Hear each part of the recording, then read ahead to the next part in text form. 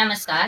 સાહિત્ય જગત દ્વારા આયોજિત સ્પર્ધા નંબર 50 અંતર્ગત હું હિના જતીન મહેતા સ્નેહ પોરબંદરથી આપ સૌને પ્રણામ કરું છું.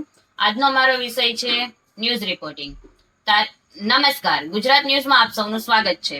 તારીખ 12/6/2025 ના રોજ બનેલી પ્લેન ક્રેશ દુર્ઘટનાનો ઘટનાક્રમ નિહાળીએ તો બપોરે 1:39 પ્લેન ટેક ઓફ થયું, 1:40 પ્લેન ક્રેશ થયું. ત્યારબાદ ઘટનાની જાણ થતાં જ બપોરે 2 વાગ્યે સિવિલને એલર્ટ પર મુકાઈ. પ્લેન ક્રેશ બાદ દૂર દૂર સુધી ધુમાડા દેખાયા.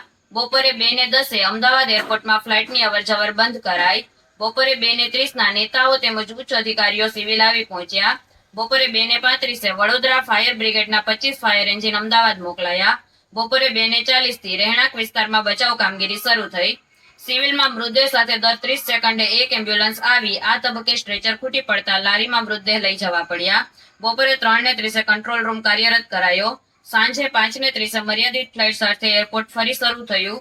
સાંજે 6:20 ના સગાઓના સેમ્પલ ટેસ્ટ લેવા ડીએનએની મદદ લેવામાં આવી. વધુ સમાચાર સાથે ફરી મળીશું. ત્યાં સુધી રજા આપશો. નમસ્કાર.